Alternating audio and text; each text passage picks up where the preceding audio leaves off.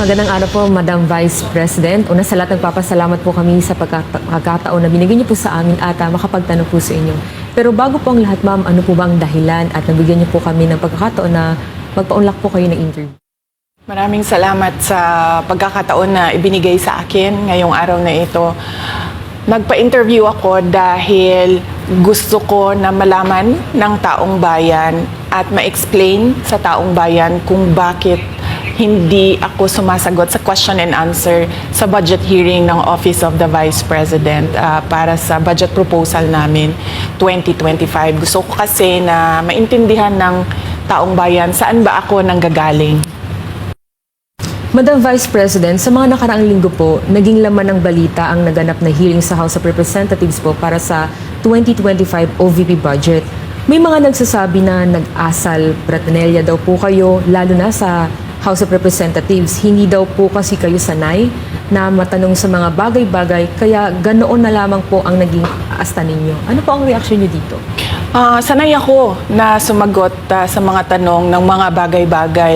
Kaya nga, di ba, nagbibigay ako ng mga interview kahit hindi siya arranged na interview, mga ambush interview ng media kung saan nakukuha nila yung mga katanungan ng taong bayan.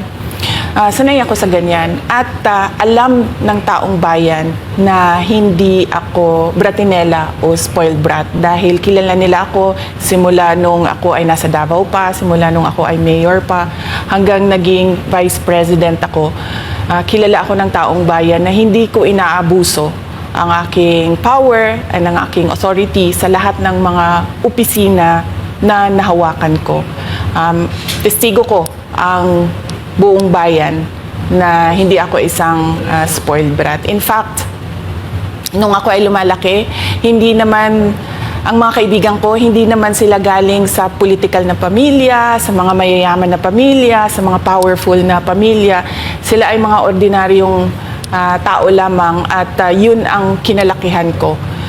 Isang ordinaryong environment ng isang ordinaryong citizen ng ating bayan.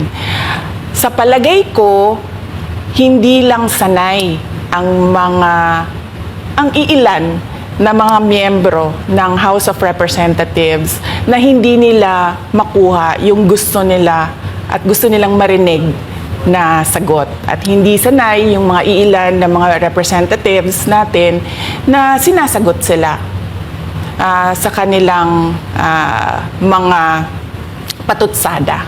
Kaya sa tingin ko, isa din itong parang atake din nila na parang, oh, Bratinella yan. Kahit na sumagot naman ako, hindi nga lang sa gusto nila. Kaugnay dyan, Madam Vice President, dito sa budget hearing, naniniwala po ba kayo na may kapangyarihan talaga ang Kongreso na busisiin ang budget po ng bawat ahensya ng gobyerno? Siyempre, oo, nakalagay yan sa ating saligang batas na ang Kongreso natin ang merong power of the purse. Kaya nga, 'di ba, merong mga budget hearings at merong pagpasa ng budget mula sa House of Representatives at sa Senado natin, sa Kongreso natin. Kinikilala natin 'yan. Kaya nga, 'di ba, pumunta tayo doon sa Senate hearing, pumunta tayo doon sa House of Representatives na hearing dahil nagpresenta tayo ng budget. Ang ginawa ko lang ay sinabi ko, i-forgo namin yung question and answer na parte ng budget hearing. Pero kaugnay po dyan, Madam Vice President, hindi po ba dapat malaman din ng taong bayan para sa ang pondo ng OVP? At saan po gagamitin itong panukala po for 2025? Yes, napakahalaga sa akin na malaman ng taong bayan ang Office of the Vice President budget proposal. Kaya nga, bago kami pumunta sa Senate, bago kami pumunta sa House, ay pinublish namin yung budget proposal namin sa aming website, sa Office of the Vice President, sa social media platforms namin.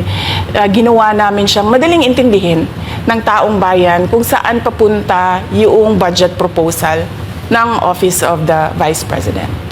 Ma'am, going back dun po kaninang sinabi nyo na yung ilang beses nyo pong sagot sa mga kongresista that you will forgo the opportunity to defend the 2025 budget proposal of the OVP and will defer to the wisdom of the Congress, bakit tila daw po iniiwasan ninyo? Parang ganun po yung lumalabas daw. Oo.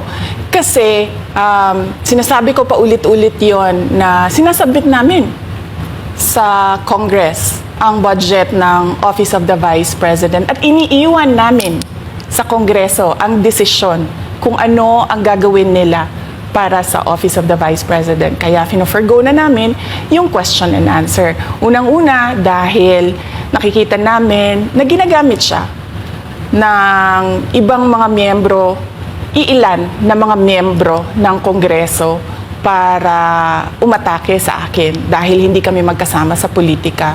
At pangalawa, kasi ang budget ng Pilipinas ay hawak lang ng 2 tao.